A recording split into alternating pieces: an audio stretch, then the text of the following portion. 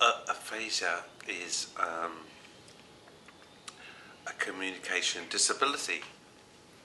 Aphasia is general wrapping is something about communication. You can't communicate with other people. That's the worst one.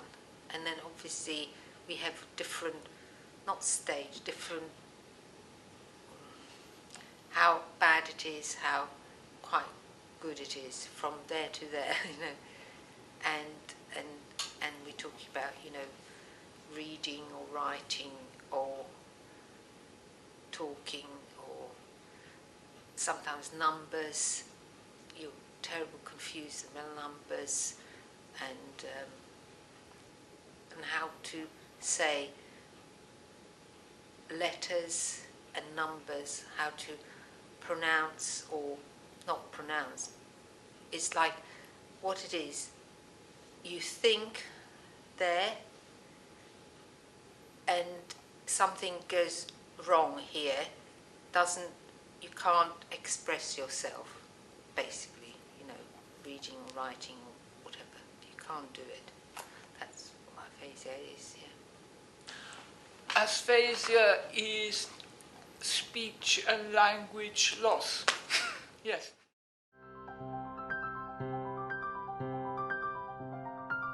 It's a part of the brain that processes language that's damaged when a stroke occurs. Although people who have had a brain tumour or a head injury of some sort can acquire aphasia. I have aneurysm and they bleed, rupture aneurysm.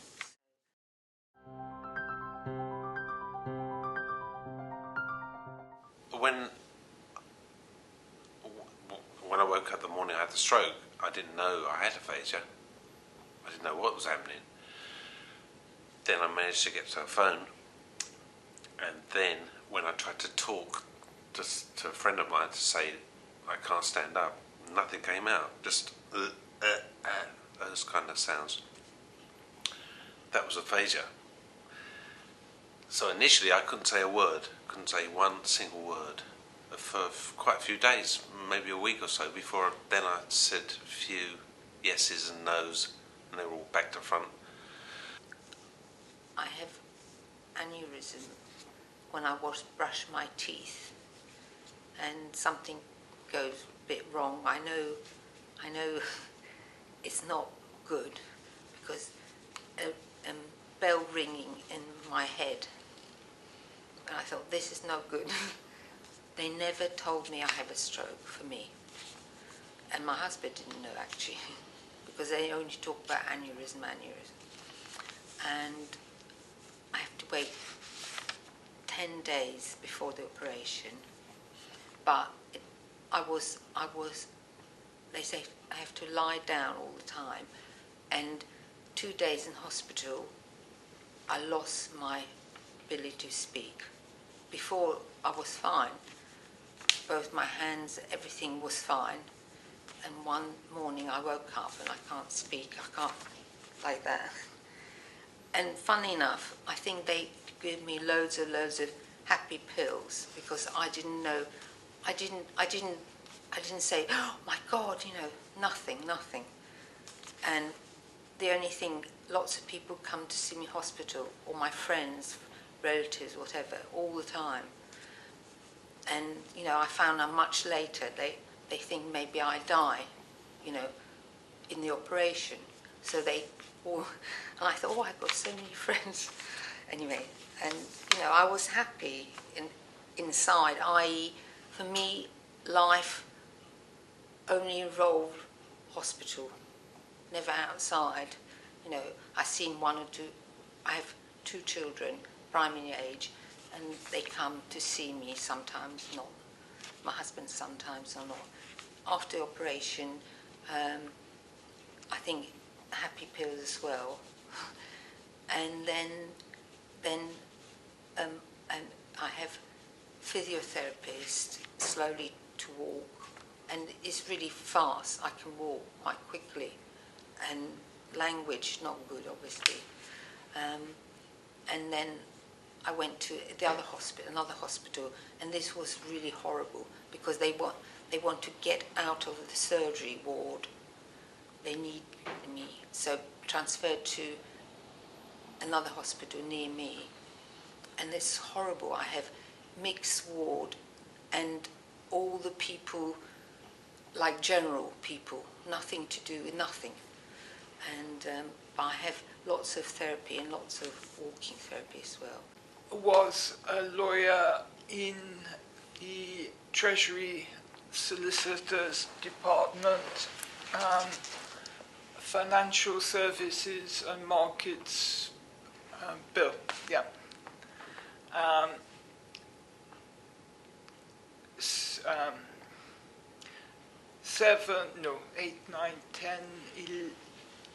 11 years ago, I had a stroke in the bathroom.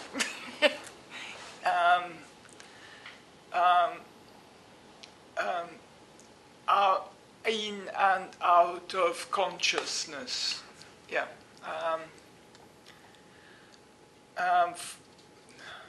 I can't say yet. My secretary and my lawyer friend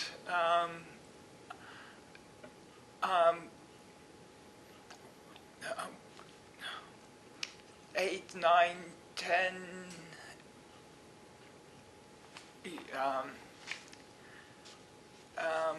10 years, no, hours, maybe. I can't speak, I can't move. Yeah. And intensive care, yeah.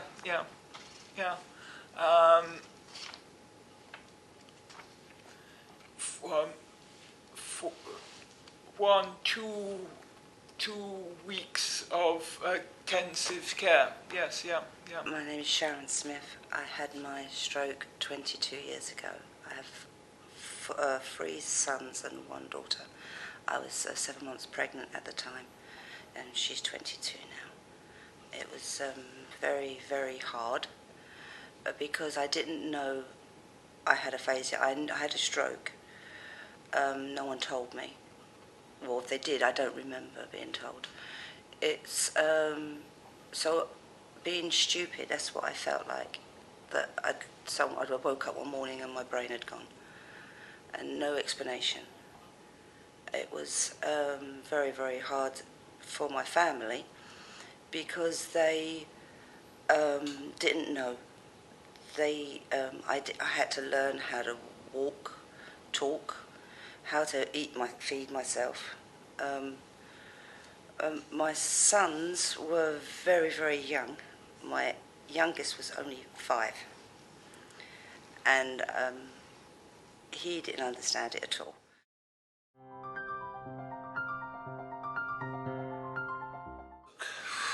Months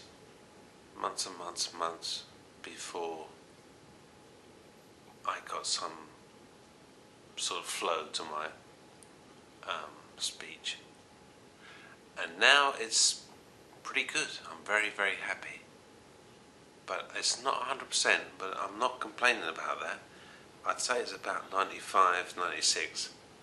Some days when I'm tired it's maybe a bit less than that, but I'm not complaining at all, because I've seen some other people who aren't as fortunate, who don't get back as much as me, and some people don't get back anything.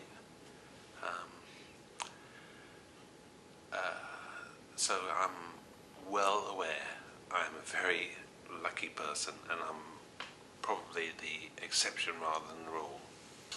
And after hospital, I have twice a week therapy for my speech, and that happened. It happened, 1 or 2 weeks after hospital. I was completely like,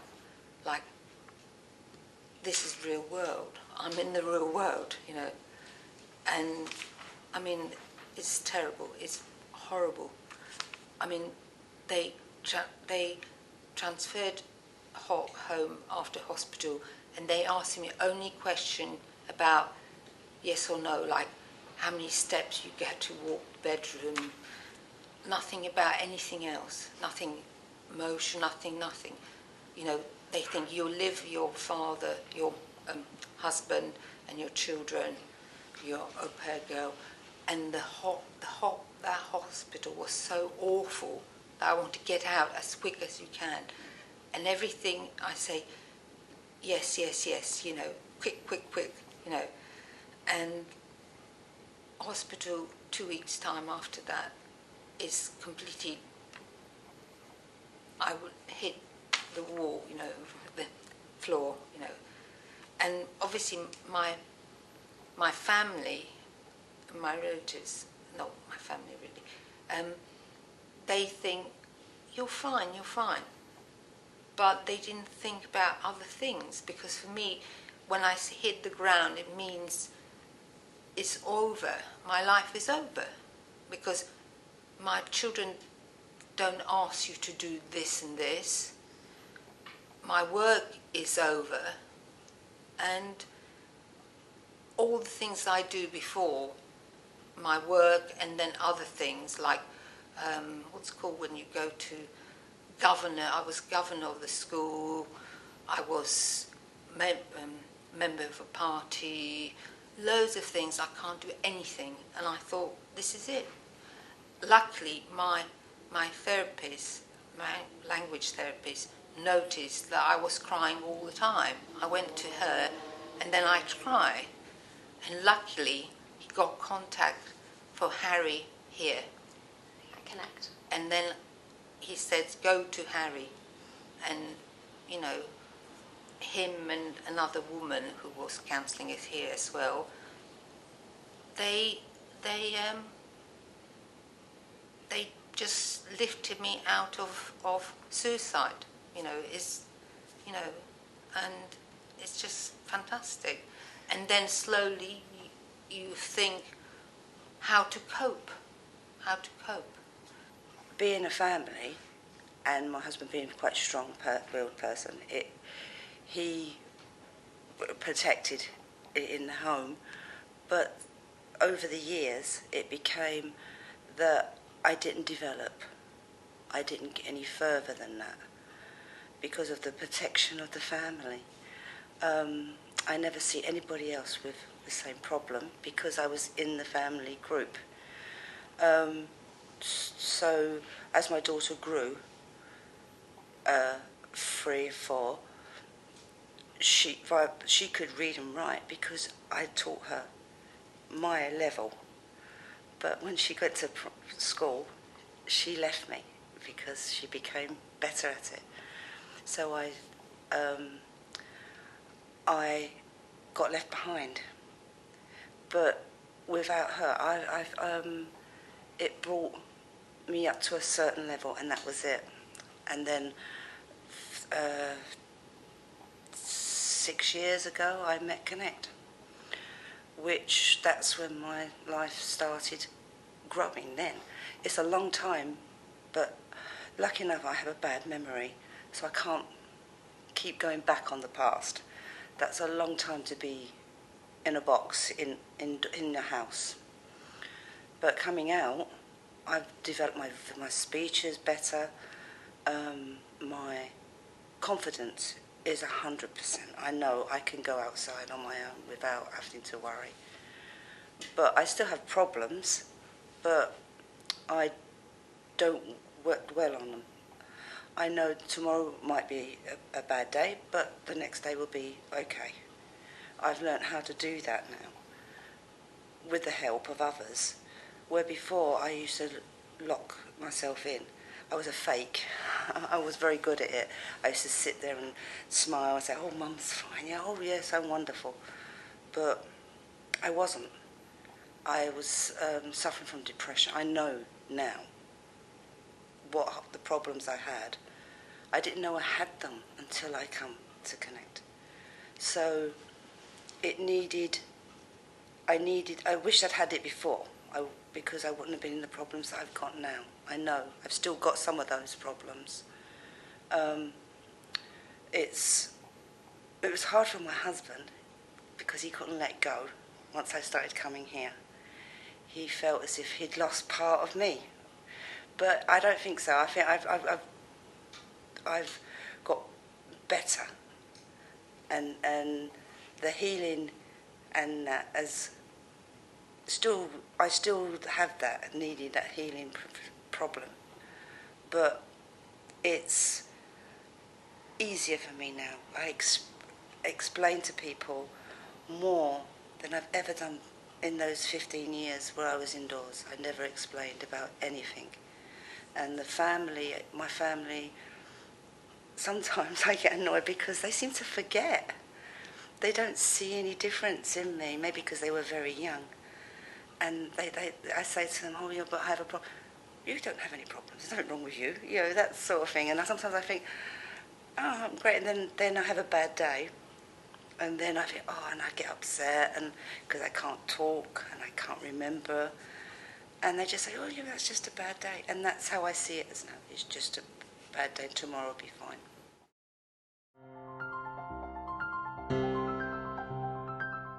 Be patient, I think, because everything about stroke and people who've had stroke will tell you that everything about it takes time. Recovery takes time. And for the first year or two, even 3, I'm still making improvements. So you can go on for quite a few years, and there's never one, size fits all. But just in the early days, especially, try and do as much therapy as you can, all the things that will help maximise your recovery. Aphasia was lots of trouble, at the beginning, because I can't do anything. My brain, I have to do lots of things, but I can't do it. I can't do form, I can't write, I can't communicate with phones, I can't do like group things at my friends, like parties or dinner parties, lots of things going on here, but completely muddled. And then slowly I feel a little better. It's like very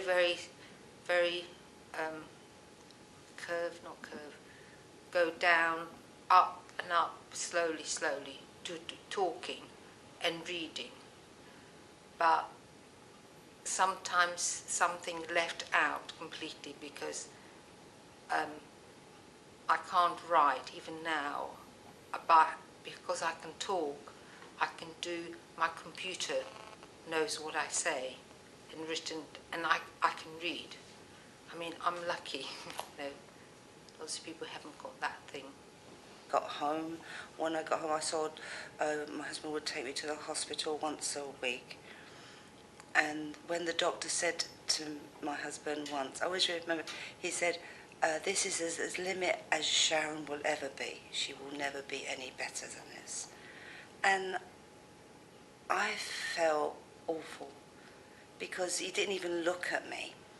He was talking to my husband and telling me that this is it.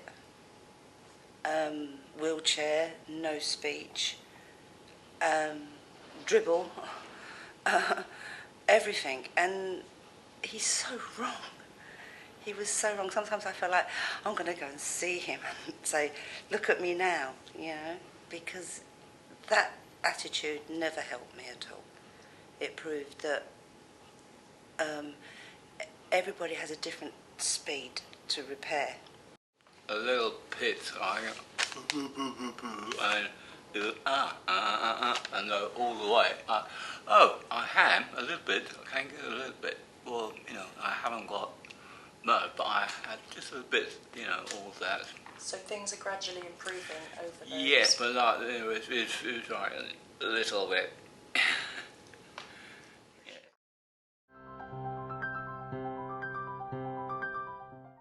When I first had aphasia, only speech.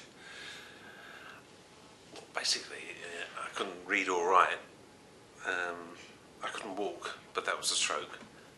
I couldn't read, write, or talk. And I've had a bit of problem understanding what was being said initially. So it would help if people kept said things slowly and not too many people talking at once. And to begin with, it was just the most frustrating aspect of having had a stroke. Of course, I didn't want to be in a wheelchair, and initially that's why it caused me most concern. But after a month, I thought, hang on, I can't communicate with anyone. People don't understand what I'm saying. And that was just frustrating beyond belief, because all I could do was scream and shout and wave my fist when people didn't understand me. And then I would always, but very often would say yes when I meant no.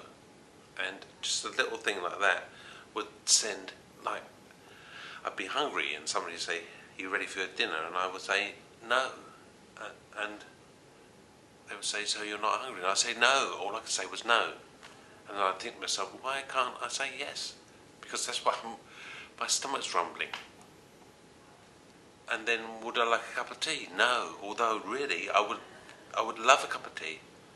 I couldn't think of anything more that I would want. But I couldn't say yes. And just word find, I couldn't find the words. But this all, as I said, thankfully, it got better for me. And now, it's not too much of a problem at all. I mean, it's some slight word finding, but I can live with that. Now, the aphasia doesn't really have too much of a problem for me, because I managed to get my reading and my writing back, which was fantastic. It all seemed to come back very slowly, equally, my speech and my writing and reading. And now I just know how precious words are, to be able to talk, to communicate with somebody. What a fantastic thing that is. And I think if you've lost it and you get it back, well, I don't know, maybe not, but I certainly appreciate, maybe more than other people, I don't know, but I certainly appreciate language, the ability to communicate. The other thing about aphasia is it can be often a hidden disability. And I've heard that the most negative response to a disability is to a communication disability. People don't know how to deal with a communication disability because they can't see it. They can see someone in a wheelchair, they can see people having mobility problems, but you can't see somebody's disability that's hidden, like aphasia, until they try to communicate. And very often, unfortunately, the response is negative. People think, well, that person's drunk, or that person's something not right with their head. And I think it's fear more than anything. So that's something about aphasia that's pretty unknown, which makes it an even more distressing disability to have. I think befriending is fantastic. because I remember being in the hospital bed thinking, I wish I could see someone who's had this happen to them. Yeah. Because I was in a ward where nobody else had a stroke. Yes. People with all sorts of problems, but no stroke. And I remember thinking, I'd love someone to come in and say, hi, how you doing? I'd go, hope. And somebody say, I know it's bad at the moment, and I know what's happened's bad, but you know, it's not over. Don't worry. God, that would have been fantastic. It never happened before, befriending. I'm so glad that there's befriending now. I mean, I would have loved, it would have been, well, immeasurable, the help that would have been to have somebody hold my hand and say, you're going to be okay, because you're a survivor, you're going to be okay. And also counselling, I think there should be more counselling. I never actually got counselling. I realised later on that that's what I needed. If I'd have been offered counselling, I know I would have taken it, because I just wanted to. In the early days, I just felt quite isolated, and I thought perhaps I'm the youngest person ever to have had this thing happen. And I wanted to talk to somebody. In particular, it would have been great to talk to somebody who'd been down that road a year or two before. They'd had a stroke, and they'd come out of it. Because for a while I was in complete despair. I thought, this is the end of my life, you know, there's nothing left for me. It might have been better if I died. These are thoughts I was, you know, I can't walk and talk and read and write. That's everything, you know. So it took me a while to realise that counselling is what I would have benefited from. It was only because in the late 80s, when I had my stroke in 1988, all around that period of time were great disasters like Zeebrugge, Hillsborough, King's Cross, the Marchioness, Lockerbie, it seemed to be every week. And the newscaster would say, and the victims of this terrible tragedy are being offered counselling. And I remember thinking, that must be something you get when something bad happens to you, when something awful happens. So hang on a second, I wake up one morning, I can't walk, talk, read or write. Well, you know, that constitutes a pretty traumatic event. Yet nobody said, ever, you must be feeling terrible. Would you like to talk to somebody about it? I've come to Connect here. I found out there are other people. You see, I didn't know. I thought the only person had this thing to don't speak, because I thought it's like damage for the brain, and it's quite rare, whatever. And so I saw loads of people, the same thing I had, and slowly I joined women's group first, and then like only 3 or 4 people, and slowly grew, and then, you know, is what it is. After 1 year after my stroke, I realised there's lots of things going on, and everybody have a stroke. They're all different impairment. They're all different. I mean, language therapy, you know, language. They're all different. Some people can read, some can't. Some people can write, some can't. Reading loud or reading here with your brain.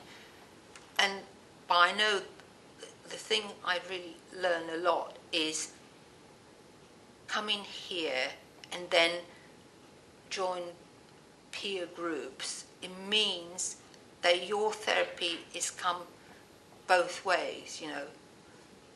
I help other people, they help me, just to communicate. Because when you go out of here, that was 10 years ago, obviously, maybe different now, I don't know. But any hospital, any social media, anything, you can't communicate properly. Here you can, and that's give you lots of confidence. Physiotherapy, it helps. Psychological help helps, and